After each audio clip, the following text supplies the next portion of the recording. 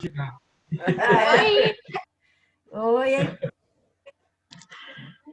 Você é auxiliar técnico aí deles, né? É auxiliar técnica. É. Tá bom, fecha a porta. Tá. Good luck.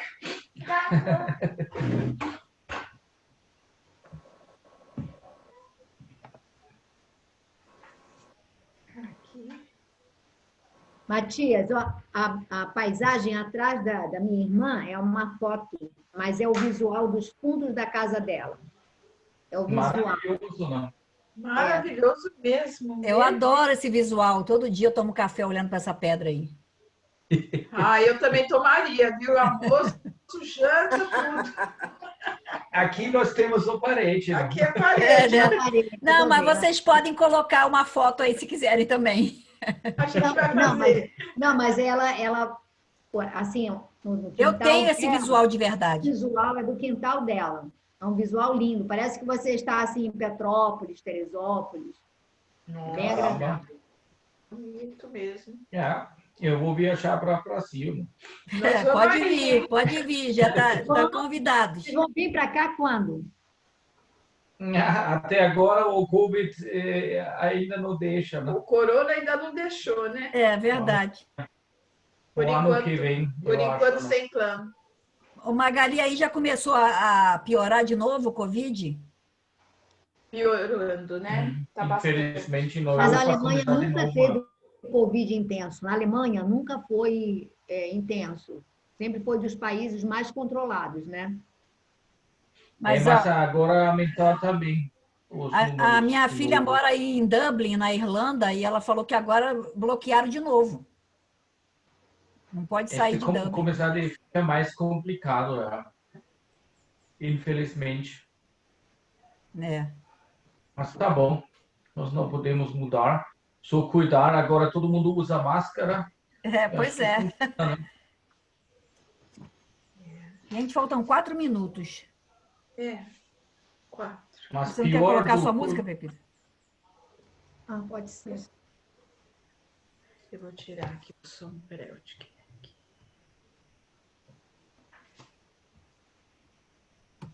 Dessa vez eu já coloquei para gravar, não esqueci não. Babi, tá meio lento aqui. Onde é que grava, Babi?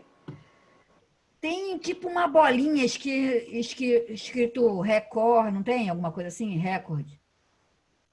Não.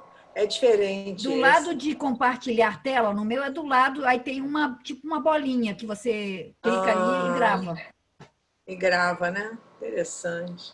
Mas eu acho que como eu que sou a anfitriã, não sei se você não poderia estar gravando. Pode ser isso, entendeu? Até agora a Deise não entrou. Então, quem está aí, quem quer fazer a abertura, por favor?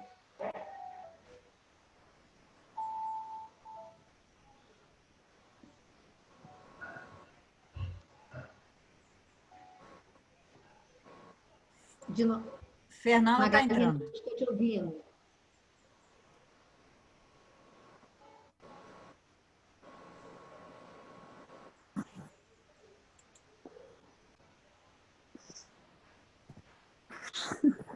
Boa tarde. Boa tarde, Rose. Boa tarde. 3 minutos. Um voluntário, a Deise não entrou até agora, seria ela, um voluntário para fazer a página. A gente só tem 3 minutos, 1 minuto para decidir, por favor. Eu posso fazer, mas você começa, tá? Primeiro lê a página e faz a pressa ou o contrário? Faz a pressa, depois lê a página? Depois faz a página. Tá. Boa tarde. Boa Boa tarde. Se a Deise entrar, será ela. Boa tarde, Verônica. Boa tarde. Boa tarde. E Laura. Boa tarde.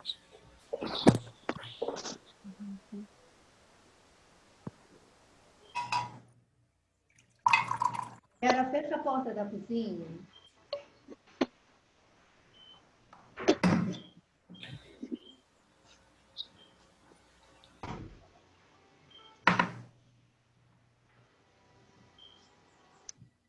Um minuto.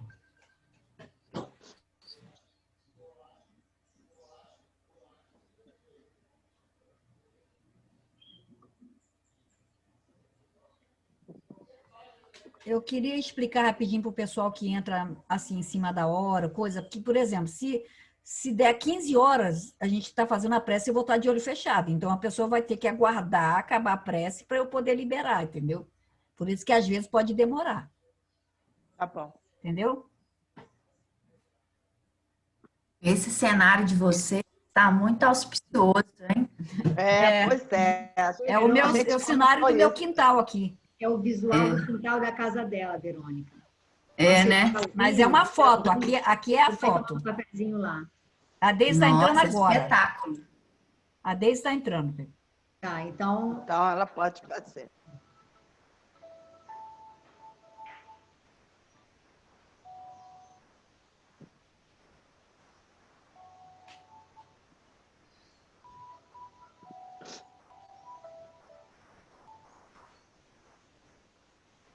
Lembrou de gravar? Ou ainda não? Coloquei agora, obrigada, coloquei. 15 horas, Pepita. Ignorar começa, por favor. Ginora, começa. A prece, né? Isso. Entrou. Vai fazer a prece, Deise. Posso fazer, entrei agora.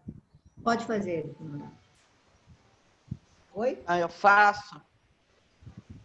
Eu vou fazer então.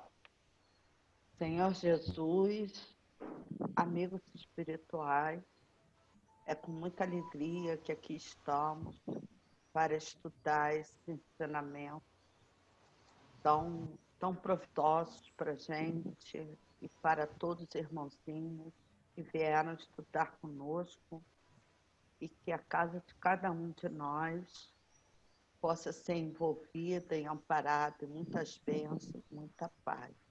Muito obrigada, que assim seja. A Deise quer ler a página? Pode ler. Então tá. Ansiedades, né?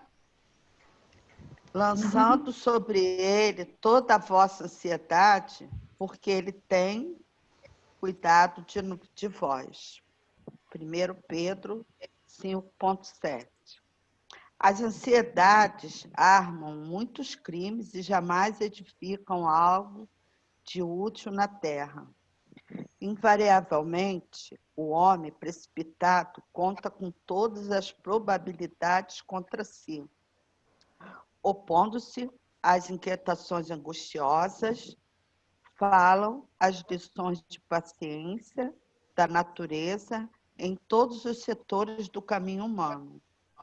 Se o homem nascesse para andar ansioso, seria dizer que veio ao mundo não na categoria de trabalhador em tarefa santificante, mas por desesperados sem remissão. Se a criatura refletisse mais sensatamente, reconheceria o conteúdo de serviço que os momentos de cada dia lhe podem oferecer e saberia vigiar, com acentuado valor, os patrimônios próprios. Indubitável que as paisagens se modificarão incessantemente, compelindo-nos a enfrentar surpresas desagradáveis, decorrentes de nossa atitude inadequada. Na alegria ou na dor, contudo, representa impositivo da lei a nossa obrigação de prosseguir diariamente na direção do bem. A ansiedade tentará violentar corações generosos, porque as estradas terrenas desdobram muitos ângulos obscuros e problemas de solução difíceis. Entretanto, não nos esqueçamos da receita de Pedro. Lança as inquietudes sobre as tuas esperanças em nosso Pai Celestial, porque o divino amor cogita do bem-estar de todos nós. Justo é desejar firmemente a vitória da luz, buscar a paz com perseverança, disciplinar-se para a união com os planos superiores, insistir por sintonizar-se com a esfera mais alta, Não ouvides, porém, que a ansiedade precede sempre a ação de cair. Engraçado. Ontem eu estava até falando com uma prima minha, que ela é ansiosa, ela fica preocupada por antecipação, né? Aí eu falei, não adianta você ficar assim, porque a gente acaba, na nossa ansiedade, a gente acaba, às vezes, preocupada com coisas que não vai nem acontecer, né? Ou então a gente aquilo não é um momento certo. E eu sou muito ansiosa, mas eu tenho procurado me policiar a respeito disso, porque eu vejo que toda vez que a gente dá...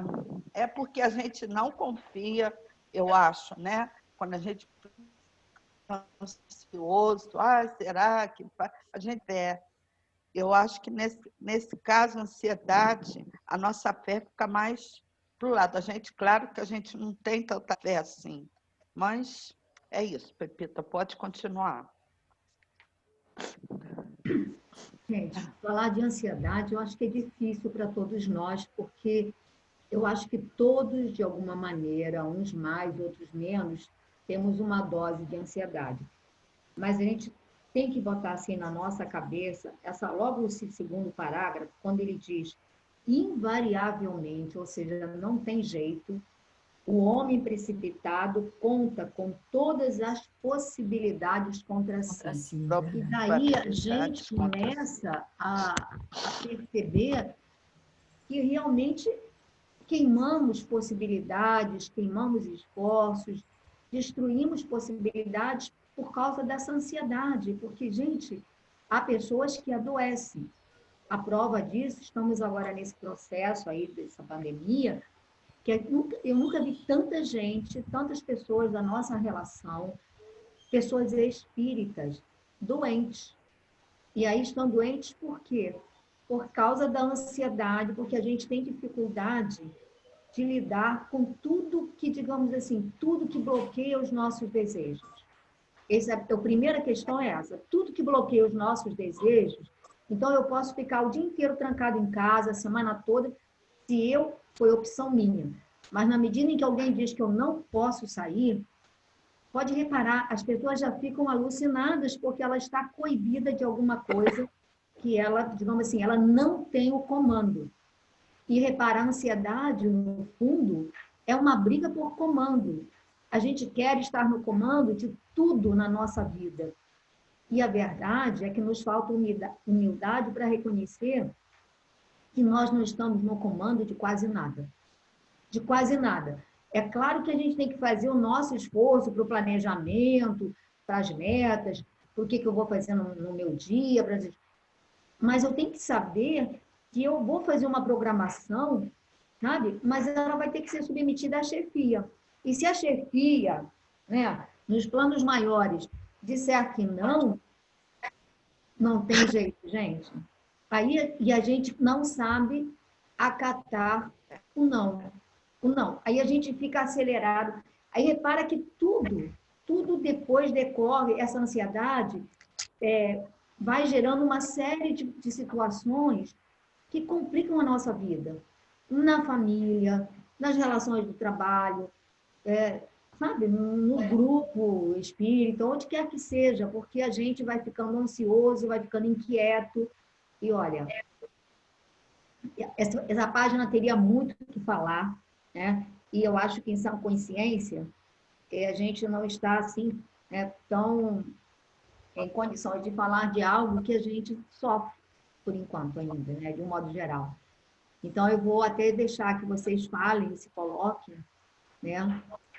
Para poder, digamos assim, se colocar. A minha filha não é uma pessoa ansiosa, né, filha? Quer falar um pouquinho? Hoje ela está cansada, pela carinha dela está muito cansada. Eu acho que todos somos ansiosos, assim, acho que em parte por essa questão do controle, mas eu acho que em parte também pelo medo e necessidade que eu acho que a gente tem não sei, de acertar sempre, ou de que tudo saia perfeito, ou que tudo saia... E aí, no final, ele fala, não ouvides, porém, que a ansiedade precede sempre a ação de cair.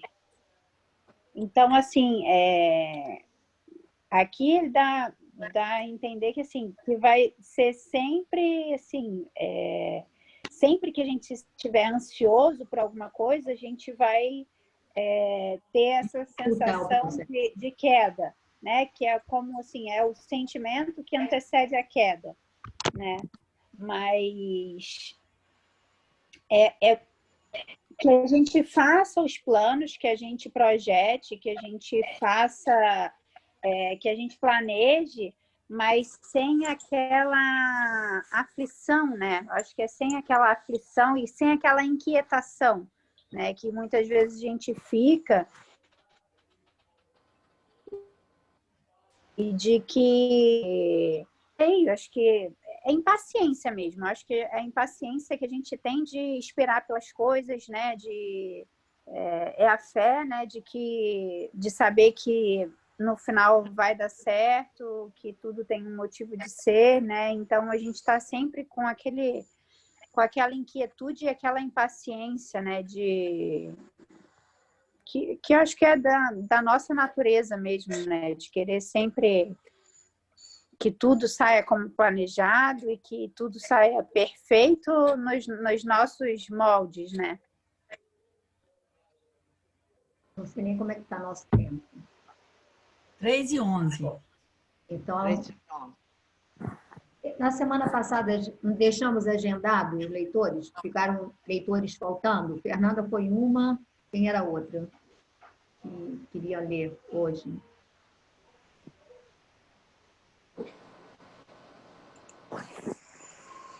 Fernanda, começa. Gente, vai pensando aí quem é que gostaria de ler, quem é que... A irmã de Gesiel bebia-lhe as palavras com dolorosa estranheza em face do imprevisto da situação. Passado um momento, Sostênia levou a mão à fronte, como a recordar uma providência oportuna, e falou com animação. Lembras-te de Zacarias, filho de Anã? Aquele amigo da estrada de Sencreia? Ele mesmo.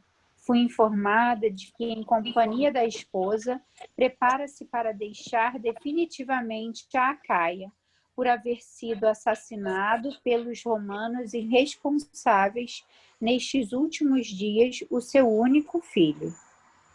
Confortada por ardente esperança, concluía com ansiedade. Corre à casa de Zacarias. Se ainda o encontrares, fala-lhe em meu nome. Pede-lhe acolhimento. Ruth é um coração generoso e não deixará de estender-te as mãos generosas e fraternais. Sei que ela te receberá com afagos maternos. Abigail tudo ouvia, parecendo indiferente à própria sorte. Mas Sostênia fê-la considerar a necessidade do recurso e, decorridos minutos de consolações recíprocas, a jovem, sob o calor causticante das primeiras horas da tarde, pôs-se a caminho para Sencreia, dando a impressão de um autômato que vagasse na estrada, a que vários veículos e inúmeros pedestres imprimiam considerável movimento. O porto de Sencreia ficava a certa distância do centro de Corinto. Situado de maneira a servir as comunicações com o Oriente, seus bairros populosos estavam cheios de famílias israelitas, fixadas de longa data nas regiões de Acaia, ou em trânsito para a capital do Império e adjacências. A irmã de Gesiel chegou à casa de Zacarias, dominada por terrível abatimento. Aliado à vigília da última noite e às angústias do dia, penoso cansaço físico lhe agravava os desalentos. pernas trôpegas a relembrar o pai morto e o irmão prisioneiro, não reparava em si própria, no mísero estado do seu organismo enfermo e desnutrido. Somente ao defrontar a modesta morada do amigo, verificou que a febre começava a devorar-lhe as entranhas, obrigando-a a refletir nas suas dolorosas necessidades. Zacarias e Ruth, sua mulher, atendendo ao chamado, receberam-na espantados e aflitos. Abigail, o grito de ambos revelava grande surpresa com o aspecto da jovem despenteada, face esfogueada, olhos fundos e vestes em desalinho. A filha de Joquedeb, perturbada pela fraqueza e pela febre, rojou-se aos pés do casal, exclamando em tom lancinante: meus amigos, tende piedade do meu infortúnio. Nossa boa Sostênia lembrou-me vosso afeto, no transe doloroso por que passo. Eu, que já não tinha mãe, tive hoje meu pai assassinado e Gesiel escravizado sem remissão. Se é verdade que partireis de Corinto, levai-me por compaixão em vossa companhia. Abigail abraçava-se agora a Ruth, ansiosamente, enquanto a amiga a acarinhava entre lágrimas. Soluçante, a jovem relatou os fatos da véspera e os tristes episódios daquele dia. Zacarias, cujo coração paterno acabava de sofrer tremendo golpe, abraçou-a com afeto e amparou-a sensibilizado, exclamando solícito: dentro de uma semana voltaremos à Palestina. Ainda não sei bem onde nos vamos fixar, mas nós que perdemos o filho querido, teremos em ti uma filha estremecida. Acalma-te, irás conosco, serás nossa filha para sempre. Incapaz de traduzir seu jubiloso agradecimento, atormentada pela febre alta, a jovem ajoelhou-se em pranto, procurando externar sua gratidão carinhosa e sincera. Ruth tomou-a ternamente nos braços e, qual desvelado anjo maternal, conduziu-a a um leito macio, onde Abigail, assistida pelos dois amigos generosos, delirou 3 dias entre a vida e a morte. Deixa, dar uma paradinha, filha, pode comentar. Gente, olha, para mim, tem alguém com 2 telefones próximos que está dando eco. De Norá está com 2 entradas aqui. Prejudica o entendimento de todo É mundo. porque está caindo minha internet, só isso. Mas não dá, de Norá, para ficar com 2. Não pode ficar com Sei, 2. mas eu não estou com 2. Agora eu vou sair. Fernanda, pode comentar, filha.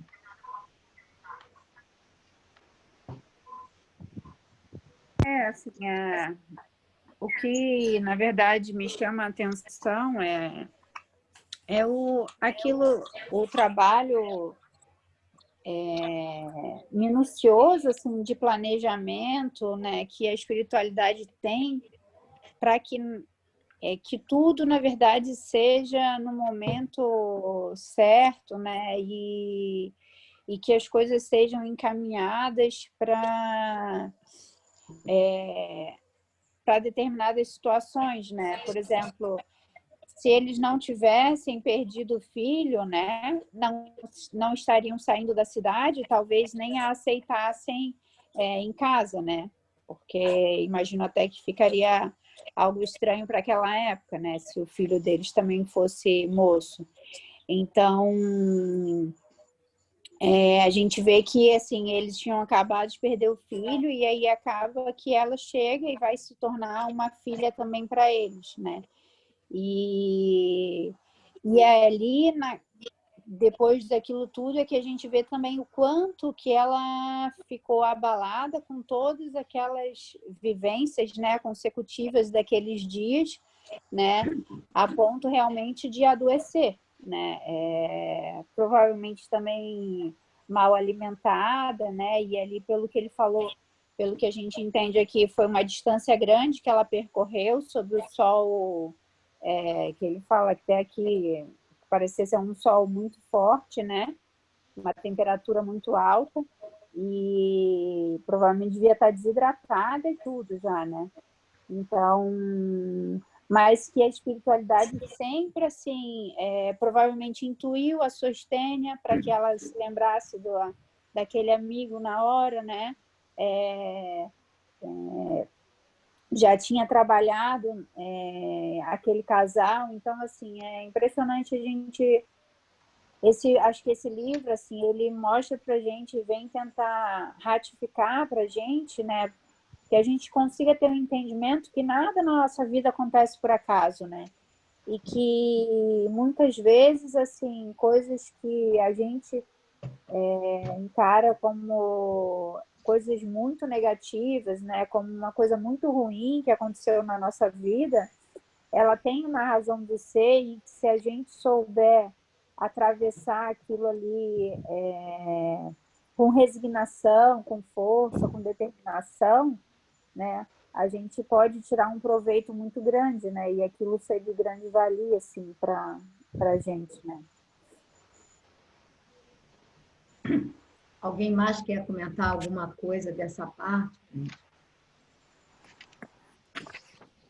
Eu me lembro que uma vez eu li em alguma obra de Emmanuel dizendo que os espíritos mais sublimados, eles são muito mais fortes, mas ao mesmo tempo a sensibilidade neles é muito mais apurada.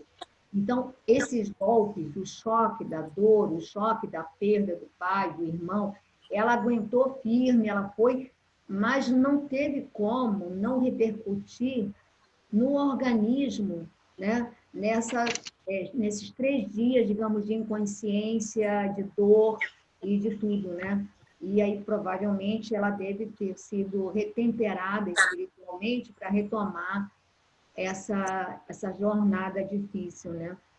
Então, quem vai continuar a leitura, a gente acabou não definindo. Quem vai? Gente, não posso demorar. Vou olhar aqui. Verônica, vai querer continuar?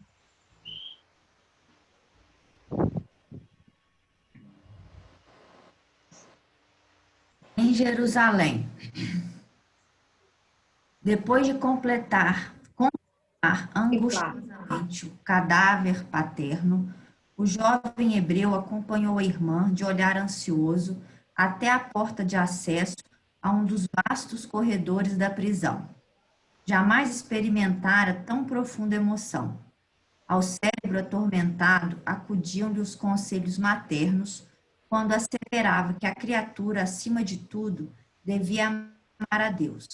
Jamais conhecera lágrimas tão amargas como aquelas que lhe fluíam na corrente do coração dilacerado. Como reaver a coragem e reorganizar o caminho? Desejou, num relance, romper as algemas, aproximar-se do pai inanimado, afagar-lhe os cabelos brancos e, simultaneamente, abrir todas as portas, correr ao encalço de Abigail, tomá-la nos braços para nunca mais se apartarem nas estradas da vida. Debalde se estorceu no tronco do martírio, porque, em retribuição aos esforços, somente o sangue manava mais copioso das feridas abertas.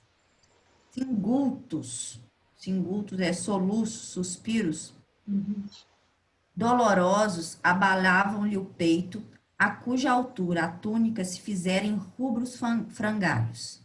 Abismado em si mesmo, finalmente foi recolhido numa cela úmida, onde, por 30 dias, mergulhou o pensamento em profundas cogitações. Comentar? Não, né? Eu acho que você pode acabar de ler esse trecho que vai seguido de perto, sabe? Que vai fazer a descrição, aí depois você comenta. Ao fim de um mês, as feridas estavam cicatrizadas.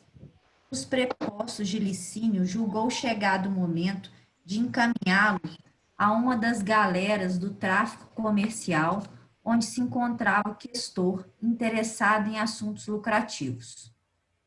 O moço hebreu perdera o visto róseo das faces e o tom ingênuo da fisionomia carinhosa e alegre. A rude experiência dera-lhe uma expressão dolorosa e sombria. Vagava-lhe o semblante indefinível tristeza e na fronte apontavam rugas precoces, nunciativas de velhice prematura. Nos olhos, porém, a mesma serenidade doce, oriunda da íntima confiança em Deus. Como outros descendentes da sua raça, sofrer o sacrifício pungente, todavia, guardar a fé como a auréola divina dos que sabem verdadeiramente agir e esperar. O autor dos Provérbios recomendara a imprescindível serenidade da alma em todas as flutuações da vida humana, porque dela procedem as fontes mais puras da existência. Josiel guardara o coração. Órfão de pai e mãe, cativo de verdugos cruéis, saberia conservar o tesouro da esperança e procuraria a irmã até os confins do mundo, se um dia conseguisse de novo o beijo da liberdade na fronte escravizada. Não, comente, Verônica. Paro aqui, né? Dá uma comentada. Eu acho que Josiel não era muito ansioso, né? Não, acho que não. Eu acho que ele sabia esperar, porque fala aqui, né? Nos olhos, porém, a mesma serenidade doce, oriunda da íntima confiança em Deus, né? Apesar do mundo dele, né, íntimo, ter desabado não que ele tenha sido não tenha tido sabedoria para lidar, mas, né, os acontecimentos, as dificuldades o cercaram ali de uma forma muito extrema. E até o corpo físico, as debilidades, doenças, etc., também, apesar disso, ele sabia esperar e sabia ter confiança em Deus.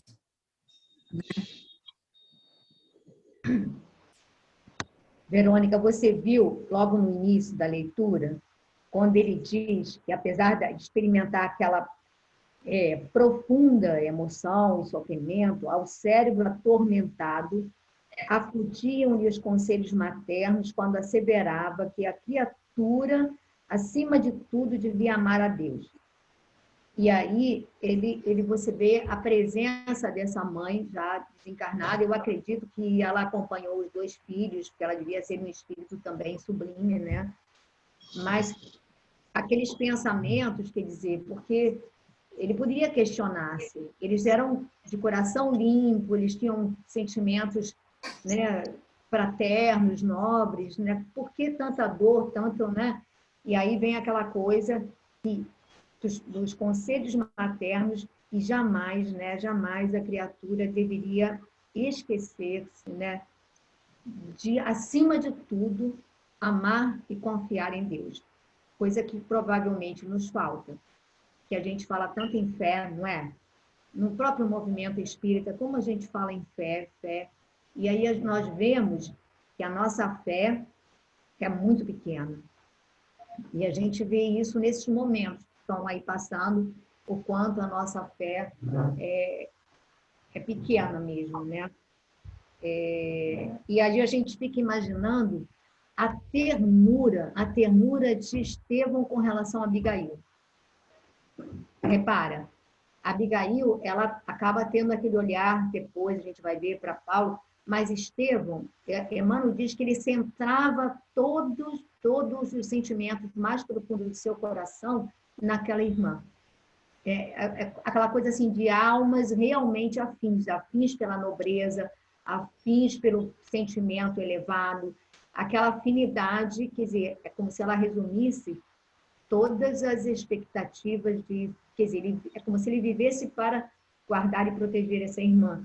Eu acho isso aí também muito importante. E aquilo que você já falou, que eu achei lindo, aquela coisa desse olhar, apesar de toda a dor, do envelhecimento, né, de tudo, esse olhar doce e compassivo, né? Eu achei isso assim incrível, incrível. Gente, quem vai querer continuar a leitura? Sandrinha, quer ler um pouquinho? Posso ler. Vamos lá, então. Seguido de perto por sentinelas impiedosas, qual se for um vagabundo vulgar, cruzou as ruas de Corinto até o porto, onde o internaram no porão infecto de uma galera adornada com o símbolo das águias dominadoras. Reduzido à mísera condição de condenado a trabalhos perpétuos, enfrentou a nova situação cheio de confiança e humildade. Foi com admiração que o feitor Lisipo anotou-lhe a boa conduta e o esforço nobre e generoso. Habituado a lidar com malfeitores e criaturas sem escrúpulos, que não raro requeriam a disciplina do chicote, surpreendeu-se ao reconhecer no moço hebreu a disposição sincera de quem se entregava ao sacrifício sem rebeldias e sem baixeza. Manejando os remos pesados com absoluta serenidade, como quem se dava uma tarefa habitual, sentiu o suor abundante inundar-lhe a face juvenil, relembrando comovido os dias laboriosos da sua charrua amiga.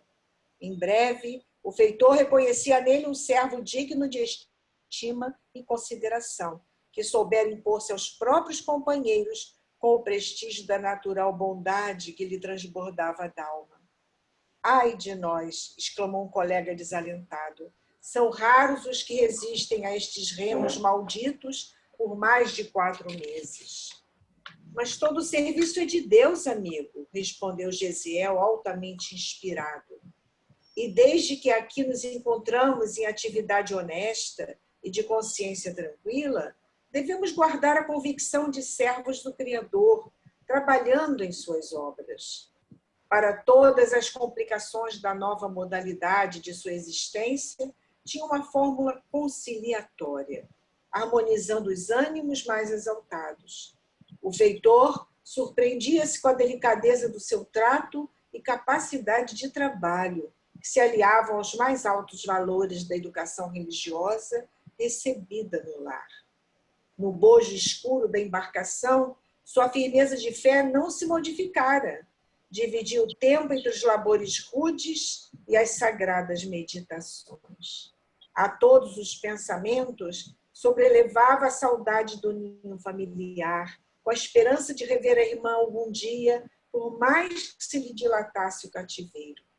De Corinto, grande embarcação aproara em Cefalônia e Nicópolis, de onde deveria regressar aos portos da linha de Chipre, depois de ligeira passagem pela costa da Palestina, consoante o itinerário organizado para aproveitar o tempo seco e tendo em vista que o inverno paralisava toda a navegação. Afeito ao trabalho, não lhe foi difícil adaptar-se, apesar da faina de carga e descarga do material transportado, à manobra dos remos implacáveis e à assistência aos poucos passageiros, sempre que lhe requisitavam préstimos sob o olhar vigilante de Lisipo. Quer dar uma paradinha, Sandra, para poder comentar? Sim. Mais ainda aqui, nós vamos firmar, Emmanuel nos faz firmar essa condição espiritual de Gesiel, não é? Em qualquer situação que a gente até agora leu e estudou, a gente vai verificar que ele aceita. Ele aceita realmente, não é aceita de boca para fora, ele aceita de coração aberto e com a certeza de que Deus está no leme. E mais do que nunca, aceita aquilo que nós já estudamos aqui, a força espiritual, a influência deixada por essa mãe, que não estava presente materialmente, mas continuava presente na vida deles, dele e de Abigail, não é? É interessante aqui, porque mais tarde nesse capítulo a gente vai rever, é que Gesiel não perdia a oportunidade de conciliar. Vamos dizer que ele era o grande conciliador, não é? Quando o próprio Lisípulo se apercebe disso, o observando, nós vamos ver que na hora do trabalho duro, árduo, em vez de se justificar que estou cansado, reclamar, fazer coro com aqueles que estavam ali também em sofrimento, aqueles escravos, né? Ele levanta o moral, vamos dizer assim, das criaturas que estão à volta dele, dizendo que todo serviço é de Deus. Mas com autoridade moral. Eu acho que aí é que está, não sei se vocês concordam, meus amigos, mas eu acho que aí está a grande chave. Gesiel assim agia porque tinha condições de autoridade moral. Então, quando muitas vezes a gente pode até dar uma sugestão para alguém, mas se a gente não tem autoridade moral, não se fixa, não toca, muitas vezes, aquele coração, né? E ele não. Ele sabia nas diversas atitudes que precisava empregar a força de vontade, a fé, a segurança em Deus, ele sabia ampliar isso e não ficava retido nele, ele não escondia nele, ele passava para os outros, não é? Sempre, de alguma forma, ele conseguia passar. Agora, nós vamos perceber que a vida no lar, uma coisa que me chamou muita atenção nesse capítulo, a vida no lar, a célula primeira da nossa volta à carne, é de suma importância. Reparemos que ele, como um espírito sublimado que ele aceita, acata essa educação plenamente e transborda isso nos atos dele, não em palavras, mais do que em palavras, nas atitudes dele, na maneira educada de agir. Percebia-se claramente que ele não era uma criatura que estava ali a achacar os outros, a ser um ambulante daqueles que perambulavam pelas ruas de Corinto. Ele ali estava e permanecia íntegro. Eu sou assim. Isso não era nem forma consciente. Percebo que era uma coisa natural dele. Ele não se dava conta de que ele nem era assim. Ele acreditava piamente que ele devia ser o que ele era com todos. Eu acho que essa é uma lição para nós fundamental, não é? No lar, no trabalho, com a irmã, com esses companheiros em sofrimento. Ele era ele, Gesiel, e levava essa força espiritual, essa energia positiva para todos. Muito bom, Sandrinha.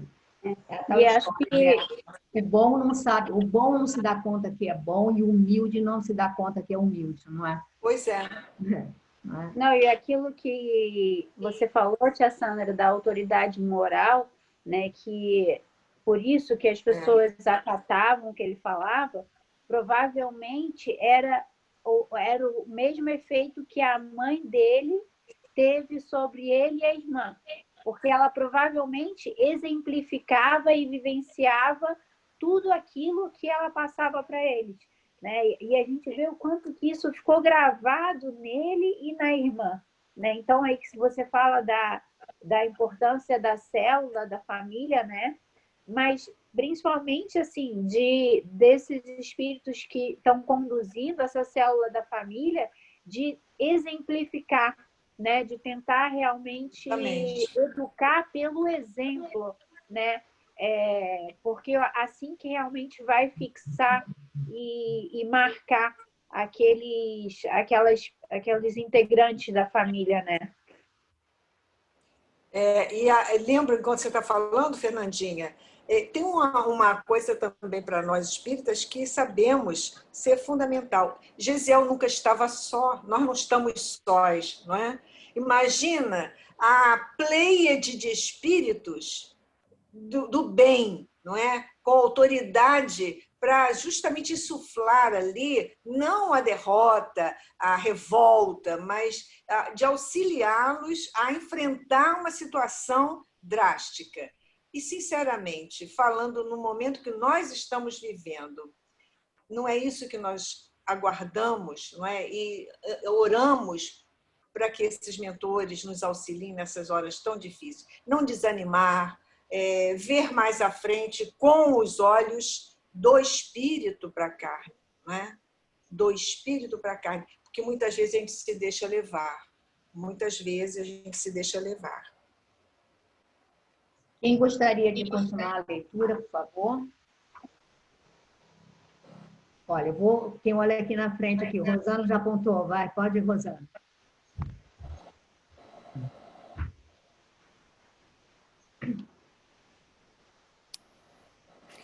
Voltando de Cefalônia, a galera recebeu um passageiro ilustre.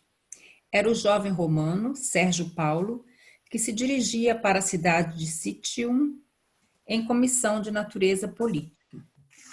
Como destino ao porto de Nea Pafos, onde alguns amigos o esperavam, o moço patrício se constituiu, desde logo, entre todos, alvo de grandes atenções. Dada a importância do seu nome e o caráter oficial da missão a ele cometida, o comandante Sérvio Carbo lhe reservou as melhores acomodações. Sérgio Paulo, entretanto, muito antes de aportarem novamente em Corinto, onde a embarcação deveria permanecer alguns dias, em prosseguimento da rota prefixada, adoeceu com febre alta, abrindo-se-lhe o corpo em chagas purulentas. Comentava-se a Sorrelfa que nas cercanias de Cefalônia graçava uma peste desconhecida. O médico de bordo não conseguiu explicar a enfermidade e os amigos do enfermo começaram a retrair-se com indisfarçável escrúpulo. Ao fim de 3 dias, o jovem romano achava-se quase abandonado. O comandante, preocupado por sua vez com a própria situação e receoso por si mesmo, chamou Lisipo, pedindo-lhe que indicasse um escravo dos mais educados e maneirosos, capaz de incumbir-se de toda a assistência ao passageiro ilustre. O feitor designou Gesiel, incontinente, e na mesma tarde o moço hebreu penetrou no camarote do enfermo com o mesmo espírito de serenidade que costumava testemunhar nas situações mais díspares e arriscadas.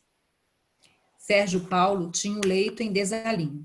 Não raro, levantava-se de súbito no auge da febre que o fazia delirar, pronunciando palavras desconexas e agravando com o movimento dos braços as chagas que sangravam em todo o corpo. "Quem és tu?" perguntou o doente em delírio, logo que enxergou a figura silenciosa e humilde do jovem de Corinto. "Chamo-me Gesiel, o escravo que vos vem servir." E a partir daquele momento, consagrou-se ao enfermo com todas as reservas da sua afetividade. Com a permissão dos amigos de Sérgio, utilizou todos os recursos de que podia dispor a bordo, imitando a medicação aprendida no lar. Dias seguidos e longas noites, velou à cabeceira do ilustre romano, com devotamento e boa vontade. Banhos, essências e pomadas eram manipulados e aplicados com extrema dedicação, como se estivesse a tratar um parente íntimo e muito caro. Nas horas mais críticas da enfermidade dolorosa, falava-lhe de Deus, recitava trechos antigos dos profetas que trazia de cor, cumulando-o de consolações e carinho fraternal. Sérgio Paulo compreendeu a gravidade do mal que afastara os amigos mais caros e, no convívio daqueles dias, afeiçoou-se ao enfermeiro humilde e bom. Depois de alguns dias em que Gesiel conquistara plenamente a sua admiração e o seu reconhecimento pelos atos de inexcedível bondade, o doente entrou em rápida convalescença, com manifestações de geral alegria. E, contudo, na véspera de regressar ao porão abafado, o jovem cativo apresentou os primeiros sintomas da moléstia desconhecida que graçava em Cefalônia. Após entender-se com alguns subordinados de categoria, o comandante chamou a atenção do patrício, já quase restabelecido, e lhe pediu aprovação para o projeto de lançar o jovem ao mar. Será preferível envenenar os peixes antes que afrontar o perigo de contágio e arriscar tantas vidas preciosas, esclarecia Sérvio Carbo com malicioso sorriso. O patrício refletiu um instante e reclamou a presença de Lisipo, entrando os três a tratar do assunto. Qual a situação do rapaz? Perguntou o romano com interesse. O feitor passou a esclarecer que o jovem hebreu lhe viera com outros homens capturados por Licínio Minúcio por ocasião dos últimos distúrbios da Acaia. Lisipo, que simpatizava extremamente com o moço de Corinto, procurou pintar com fidelidade a correção da sua conduta, suas maneiras distintas, a benéfica influência moral que ele exercia sobre os companheiros muitas vezes desesperados e insubmissos.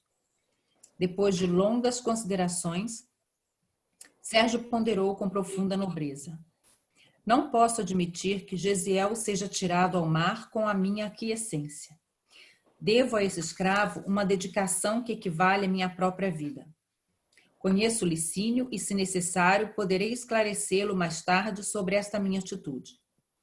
Não duvido que a peste de Cefalônia esteja trabalhando o seu organismo e por isso mesmo é que lhes peço a cooperação necessária a fim de que esse jovem fique liberto para sempre. Mas isso é impossível, exclamou Sérvio reticenciosamente. Por que não? Revidou o Romano. Não, estou dizendo, vamos dar uma paradinha aí, Rosana? Para gente... Para você comentar esse trecho todo.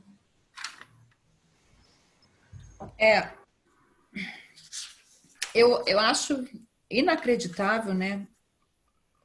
Hoje em dia, a gente não encontra, eu acho que a gente não encontra pessoas, né, do tipo do Gesiel, e ele conseguiu, com as atitudes dele, ele conseguiu até alcançar os corações das pessoas que estavam acostumadas a lidar com escravos, né, com pessoas que não tinham muitos escrúpulos e acabaram até mudando as atitudes e os sentimentos, né, por causa do Gesiel. E essa atitude dele, né, como é que se... Às vezes me faltam as palavras em português, de resignação, né, acabou salvando, de certa forma, a vida dele, porque ele poderia ter sido jogado ao mar, e se não fosse a doença, ele ficaria preso para sempre ali naquela embarcação, né? E é impressionante mesmo, impressionante como ele, só com as atitudes dele, né, conseguiu fazer as pessoas mudarem, né, mudarem de atitudes até. Então, Rosana, aí a gente vai para o que a Sandra falou, não é? É uma atitude de amor, porque a atitude do Gesiel é aquele amor verdadeiro em movimento. Então, o amor... né? A fé. O amor, quando ele é verdadeiro, só o amor é capaz de tocar a sombra e de transformar e de mudar os corações.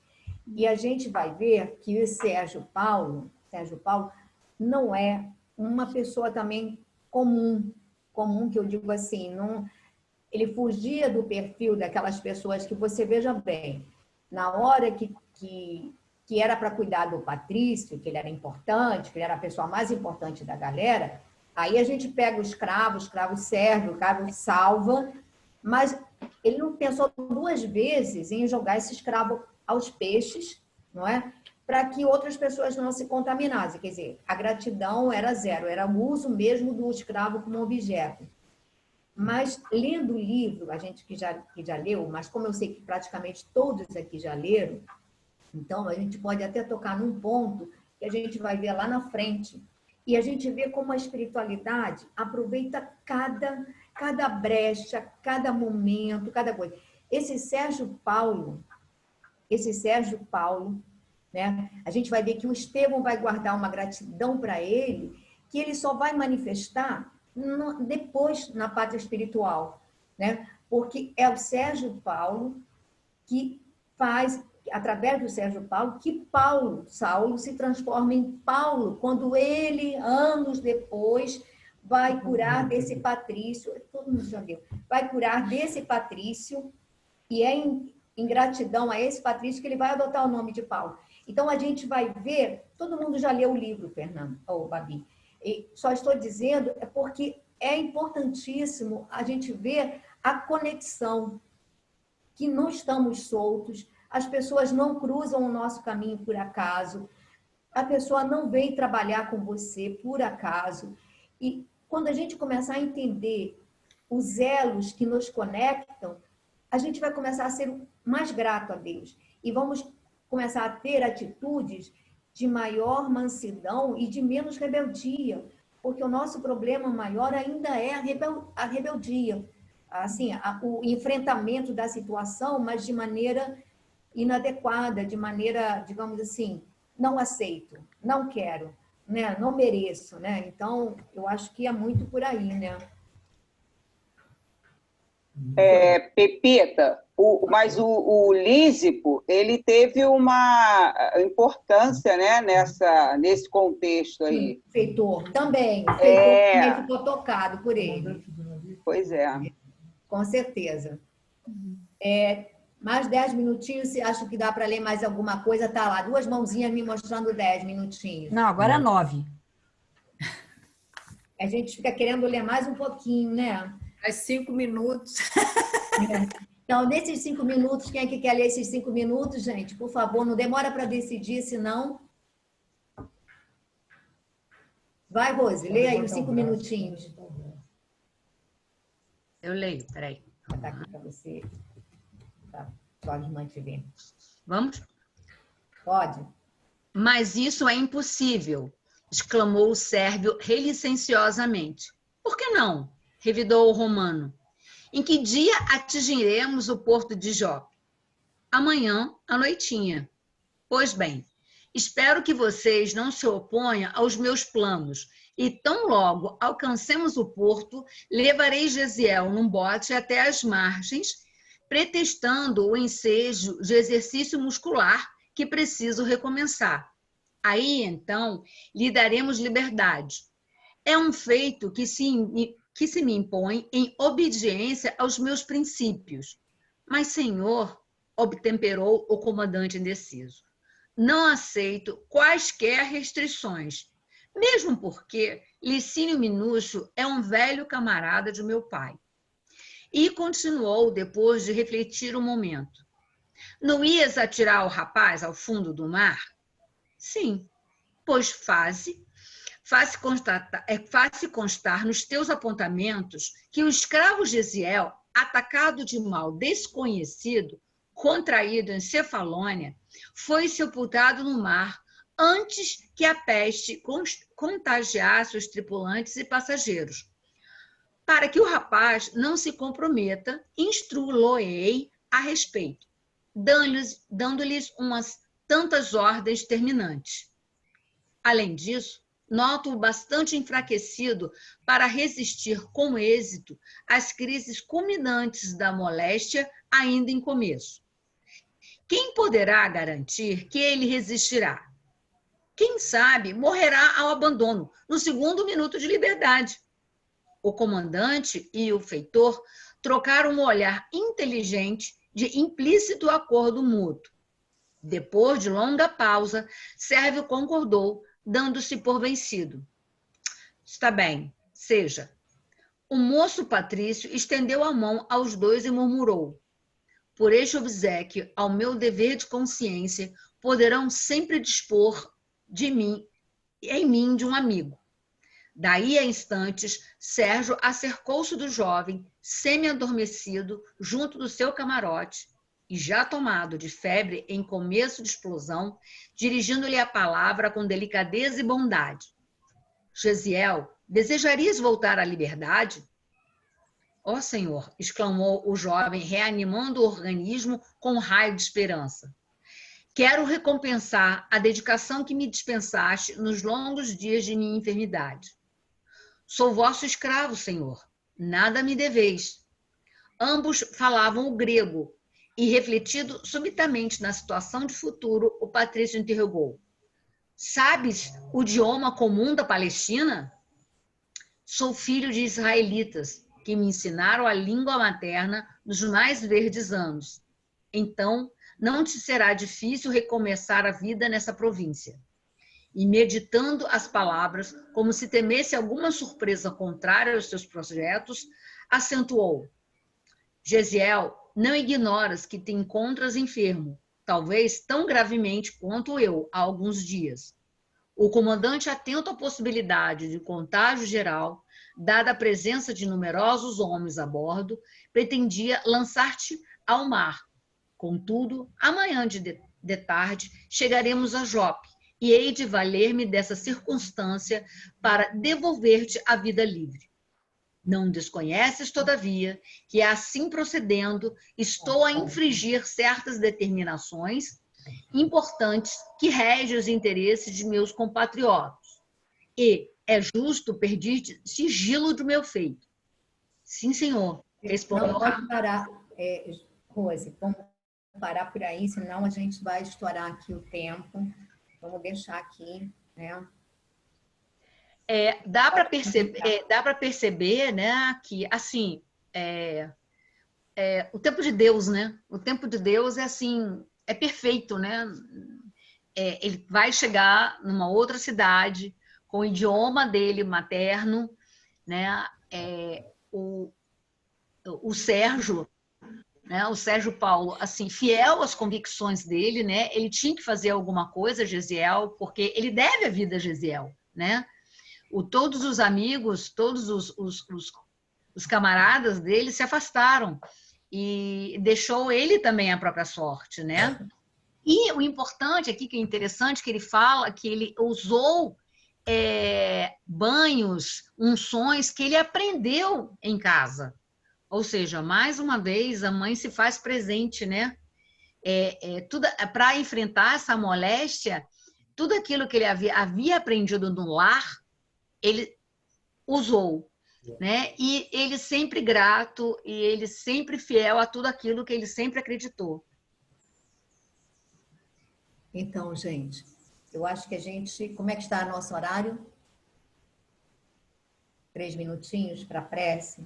Então, a gente vai fazer a prece, aí depois a gente pode comentar o sorriso da sua irmã, só porque te viu, né? Então... E da prima.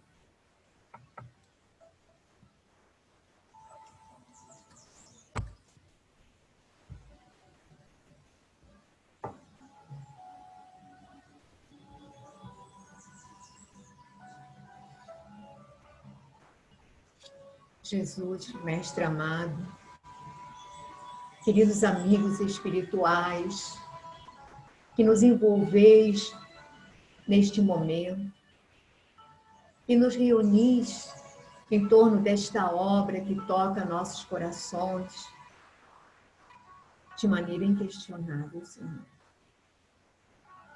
Sentimos neste momento que espíritos amigos nos envolvem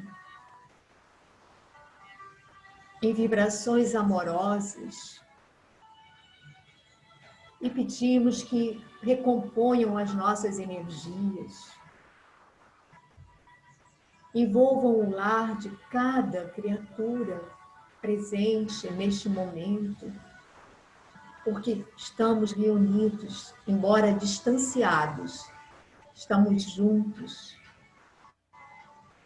E pedimos a Jesus Pedimos a essas falanges de cristãos convictos, de trabalhadores do Cristo, fiéis servos do Senhor, que fortaleçam em nós o desejo de nos tornarmos pessoas melhores, que fortaleçam em nós a esperança, a fé,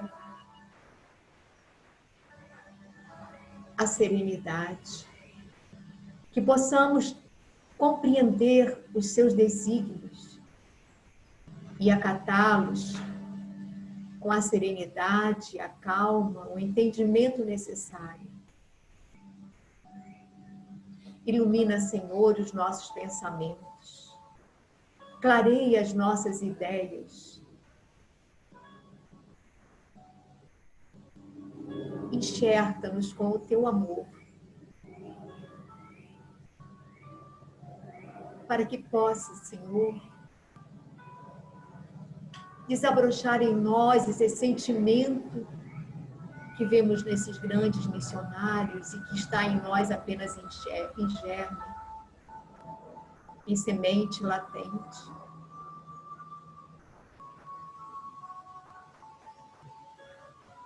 Os enfermos, os espíritos que foram trazidos aos nossos lares, sejam, Senhor, neste momento abençoados e recolhidos, amparados.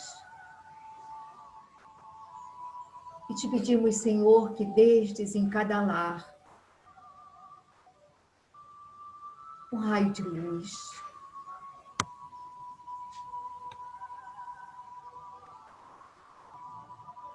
o raio da luz do teu amor. Envolve-nos, Senhor. Ampara-nos. Fortalece-nos, Senhor.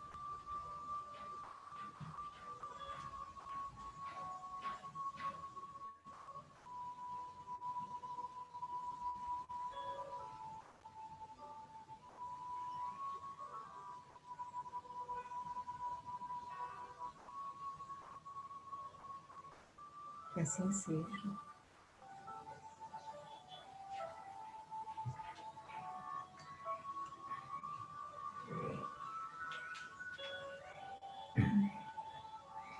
Começar pela Babi hoje, que a gente, para dizer que eu esqueci dela, sempre esqueço da minha irmã. Tudo bem, Babi? Muito bom, tudo bem. Ana, seu Antônio. Bem, tudo bem, muito bom. Muito bom. Andréia Carla. Andréia, está dormindo? Não, tem que liberar o microfone dela. André, libera teu microfone, teu som. Libera o teu som, André. Liberei. Oi, Dani, tudo bem? Tudo bem. Então, foi bom, né? Que a gente consegue captar algumas coisas, se colocar um pouco, imaginar como seja essa época, né? Onde a gente tinha tanto a aprender, mas... Né? Mas está sendo sempre bom, muitas emoções, é muito bom mesmo. Sandrinha, eu estou seguindo a sequência aqui da minha tela. Sandrinha.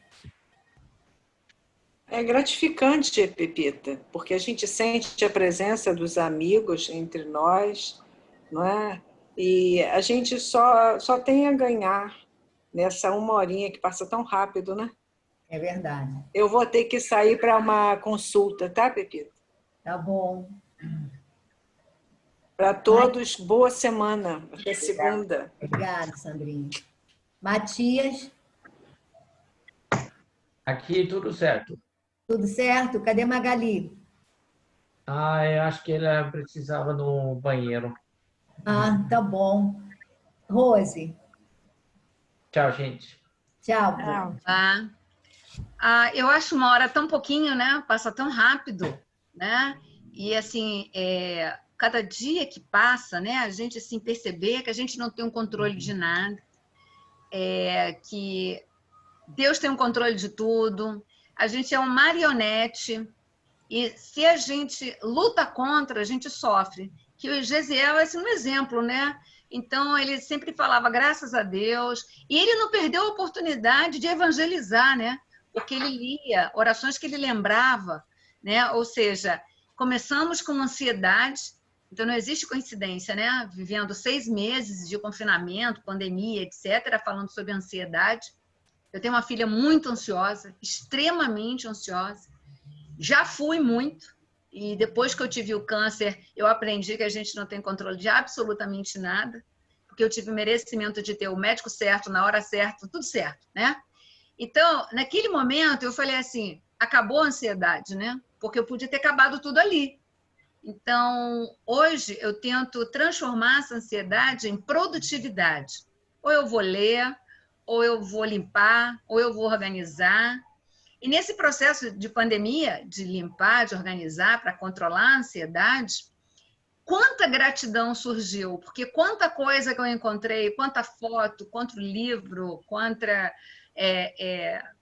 coisa me apareceu na mão, e essa ansiedade se transformou em gratidão, que às vezes, no decorrer do momento que aconteceu, por exemplo, cursos, aulas, que no curso que a gente assume como natural.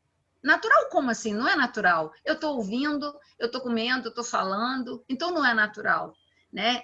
Isso se chama gratidão. Então eu fui limpando, e nesse processo de limpar, de organizar, para administrar, né, essa ansiedade, como eu tive a oportunidade de agradecer os cursos que fiz, os lugares que eu encontrei, as palestras que dei, as pessoas com que eu trabalhei. E é um processo assim, tão grande assim, e tão impressionante que nessa brincadeira eu fiz 5.000 cópias de trabalhos, de coisas, e escaneei e encontrei lugar. Acho que um carrinho da reciclagem deve falar assim, meu Deus do céu, essa mulher só tira papel. Mas, assim, porque o novo só entra se a gente tem a oportunidade de reciclar de forma interna esse antigo. Mas eu acho que nem reciclar, ressignificar. Então, eu acho que começamos hoje com um texto que tem tudo a ver com o que eu estou passando, que é essa resiliência, né, de estar 6 meses confinada, mas não de forma trôpega, triste. Assim, que bom que eu estou na minha casa, que bom que eu estou podendo limpar tudo, que bom que eu estou tendo a oportunidade de estar com vocês e lendo um livro extremamente cativante, né, que toca o coração, que não é para ser lido 1, 2, eu acho que é para ser um livrinho de cabeceira mesmo, toda vez que a gratidão faltar, toda vez que a ansiedade chegar, toda vez que a gente se deparar com uma situação e achar que Deus está sendo injusto com a gente. Então, assim, eu sou muito grata pela oportunidade, né? Que para mim essa 1 horinha assim, é 1 hora zona, né? Aquele momento assim que eu saio melhor de quando eu chego. Laura.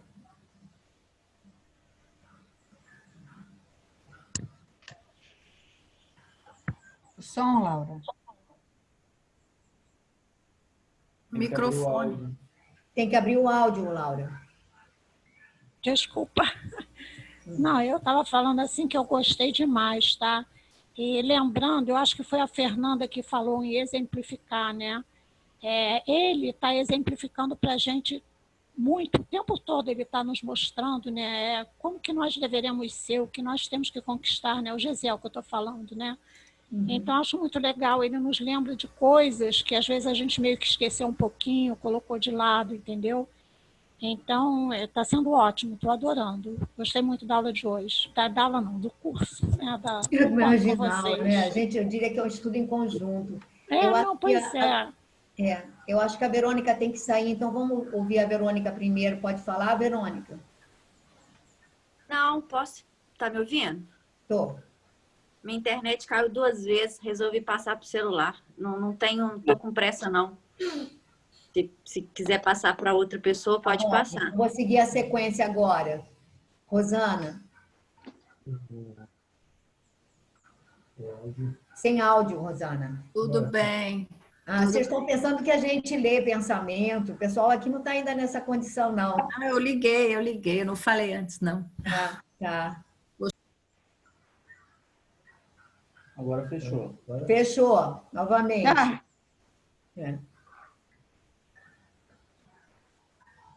Tá bom? Oi? Não, o que você falou, a gente não ouviu.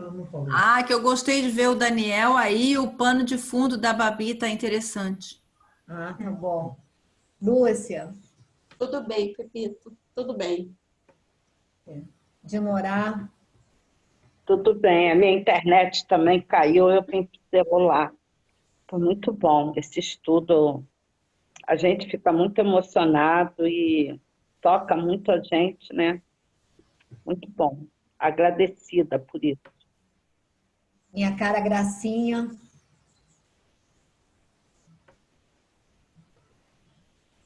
Muito lindo tudo, né? A generosidade dele é transbordante.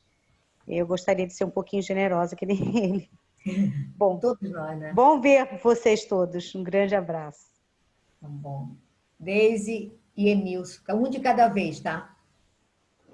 É um prazer com vocês também, tá? Tudo bem. Tudo bem? Maria Edith. Tudo ótimo. Cada estudo vai ficando melhor, mais emocionante, muito bom.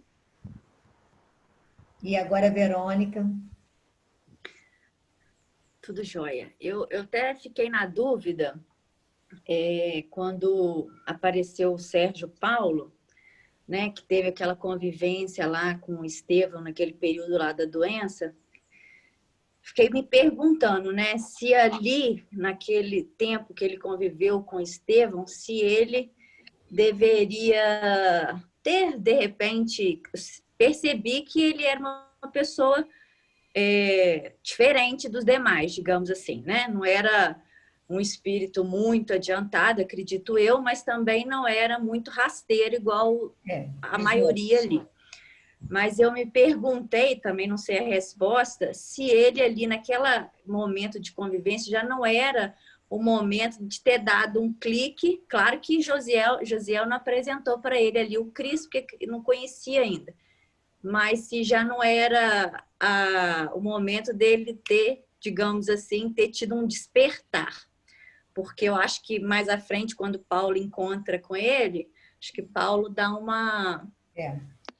sabão nele, assim, polidamente falando. E aí eu estava pensando e lembrei que as coisas que a gente faz, né, assim, o trabalho que é feito conosco de crescimento, ele é quase que 100% através das pessoas, né? As pessoas que vão ligando a nós, as que já vieram com ligações, elas vão costurando situações, vão costurando circunstâncias para tentar nos impulsionar a sair do lugar, né? Que aí que eu lembrei dessa circunstância do Sérgio Paulo e depois, mais tarde, Sérgio Paulo de novo com Paulo, daquela frase lá do Boa Nova que Jesus fala para Pedro que os afetos da alma são laços misteriosos que nos unem a Deus. Né?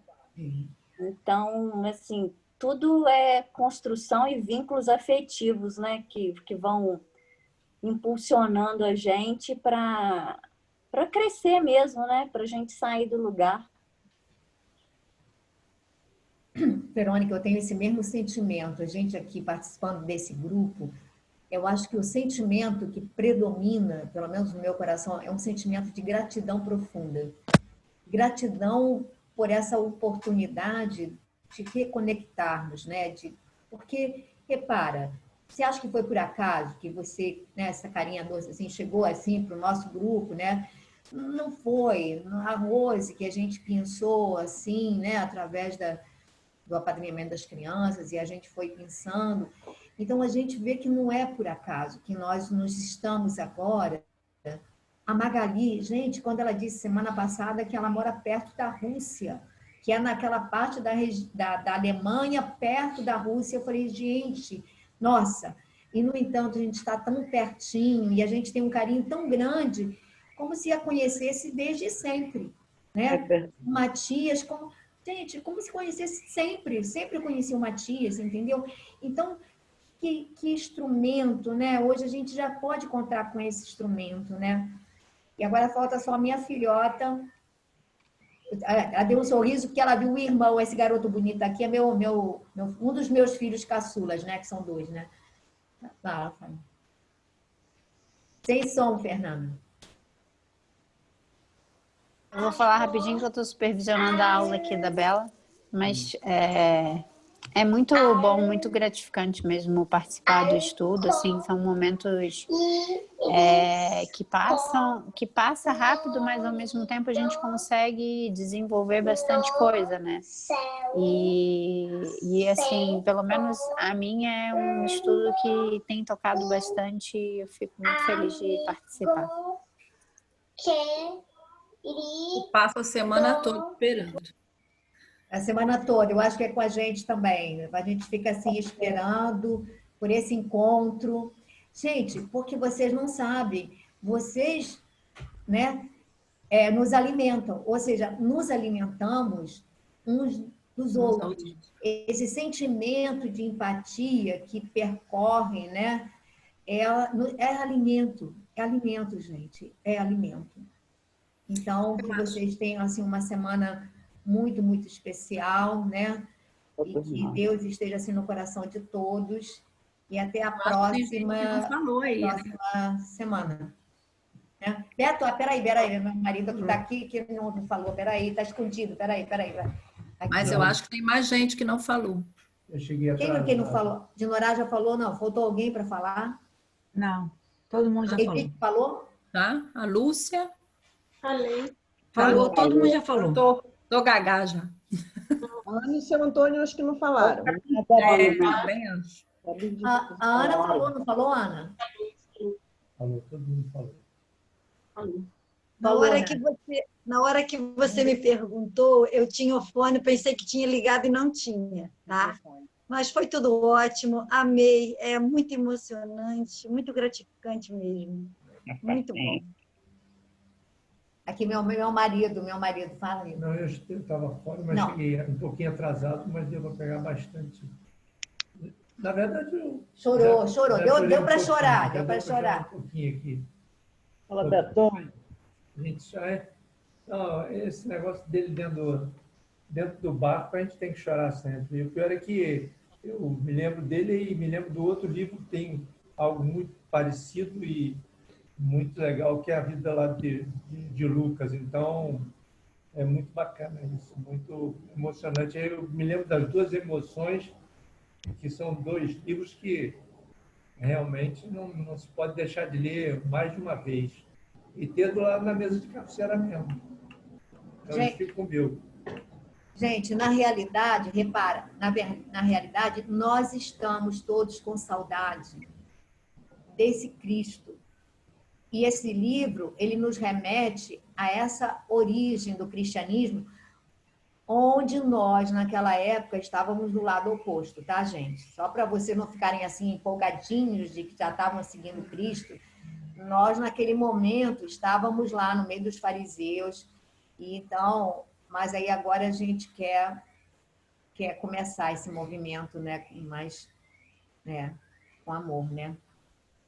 Esse livro que ele falou é O Médico de Homem e de Alma? Esse, Verônica. Ele é apaixonado por esse livro. Esse eu não li ainda.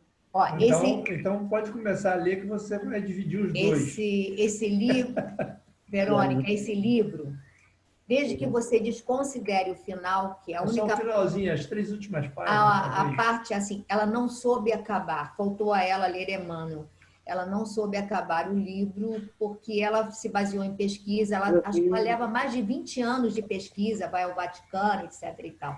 Segundo depoimentos dos amigos de Chico, Chico teria dito que ela, Caldwell, uma coisa assim, ela foi mãe de Luca.